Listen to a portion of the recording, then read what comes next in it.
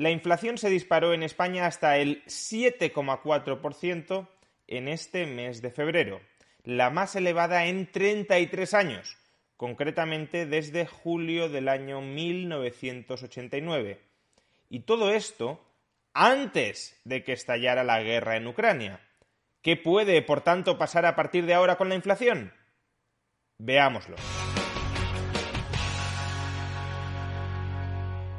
Atención al siguiente gráfico que nos muestra la evolución anual del IPC en España.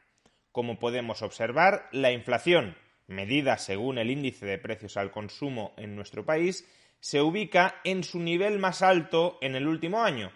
No solo en el último año, sino en los últimos 33 años, desde julio del año 1989. Los precios a los que se enfrentan los consumidores eran en febrero de 2022 un 7,4% superiores a los precios a los que se enfrentaban en febrero de 2021. Y sí, es verdad que una parte importante de esta elevación de los precios se debe a la elevación de los costes energéticos, pero eso no lo es todo. Fijémonos que en este mismo gráfico aparece el dato de inflación subyacente, es decir, la evolución de los precios excluyendo la energía y los alimentos elaborados por tener un comportamiento más volátil y poder distorsionar la imagen general. Y una vez excluimos la energía y los alimentos elaborados, ciertamente los precios del conjunto de la economía española se han encarecido bastante menos que en el caso anterior.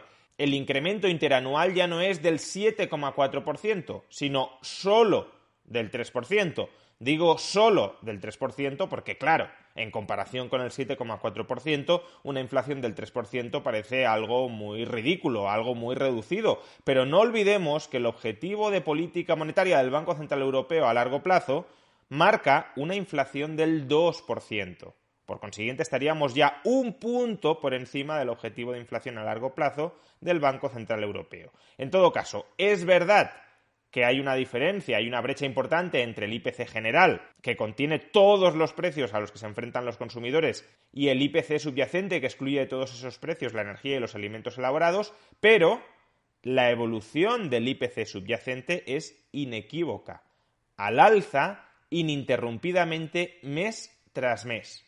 Y no pensemos que el IPC subyacente se está frenando y que por tanto estamos ante los últimos estertores de la inflación dentro de España. Si en lugar de mirar el dato de IPC interanual, es decir, cuánto se han incrementado acumulativamente los precios desde febrero del año 2021 a febrero del año 2022, miramos el IPC intermensual, cuánto han aumentado los precios en febrero de 2022 versus enero de 2022, veremos que la evolución del IPC subyacente no se está ralentizando. El IPC subyacente intermensual creció un 0,5%. Es decir, el conjunto de precios a los que se enfrentan los consumidores, excluyendo energía y alimentos elaborados, fueron en febrero de este año un 0,5% superiores a enero de este mismo año. ¿Qué pasaría si los precios de los bienes de consumo se incrementaran un 0,5% todos los meses de este año? Pues que la inflación subyacente diciembre de 2022 terminaría este año por encima del 6%. Y algunos dirán, bueno, todo esto es por la guerra, por la invasión de Ucrania por parte de Rusia. Pues no, todo esto es anterior a la guerra. Todo esto se ha dado antes de que los efectos económicos de la invasión de Ucrania por parte de Rusia empiecen a dejarse sentir en la economía mundial y, por tanto, también en la economía española. ¿Qué puede, por tanto, pasar a partir de ahora? ¿Cuáles serán los efectos de la guerra sobre la evolución de los precios de los bienes de consumo? Pues previsiblemente la guerra alimentará, cebará todavía más la inflación que estamos viviendo. Y lo hará además por dos vías. Por un lado, y a corto plazo, tenemos la vía del shock negativo de oferta.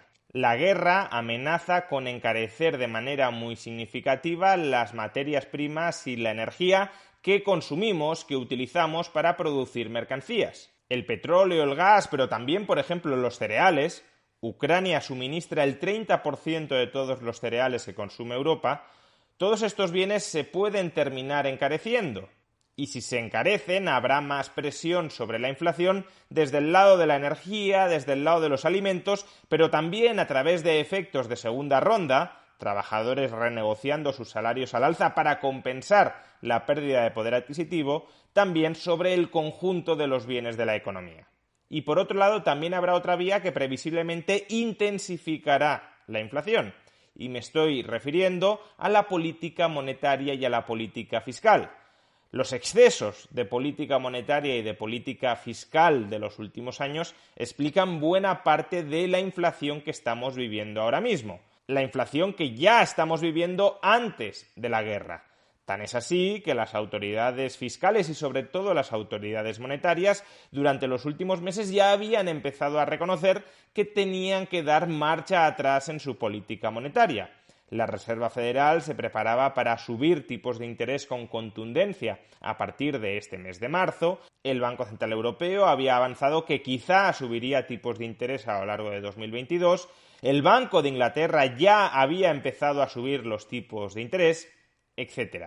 Sin embargo, esta normalización de la política monetaria y de la política fiscal, que es crucial para controlar la inflación, previsiblemente se verá retrasada por la influencia de la guerra. Ya estamos escuchando a gobiernos anunciar que van a incrementar de manera muy apreciable el gasto, por ejemplo, en defensa. Y si la economía durante los próximos días se ralentiza, muy probablemente también empezaremos a escuchar medidas gubernamentales dirigidas a relanzar la actividad y el crecimiento económico, medidas de estímulo fiscal para que la economía no se detenga. A su vez, también estamos ya escuchando a los bancos centrales y a los entornos de los bancos centrales que muy probablemente la guerra en Ucrania obligará a retrasar la normalización de la política monetaria, que no se subirán tantas veces y tan agresivamente los tipos de interés como originalmente se había previsto.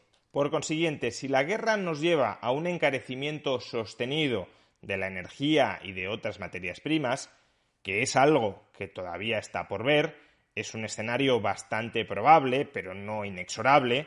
De momento, por ejemplo, Rusia está vendiendo más gas a Europa que antes de la guerra, por tanto, todavía está por ver si se produce un corte de suministro o una ralentización del suministro que eleve de manera sostenida los precios de la energía y de otras materias primas, pero si esto acaba sucediendo, y es probable que suceda, entonces se darán las dos vías que nos han conducido hasta el momento a esta alta inflación.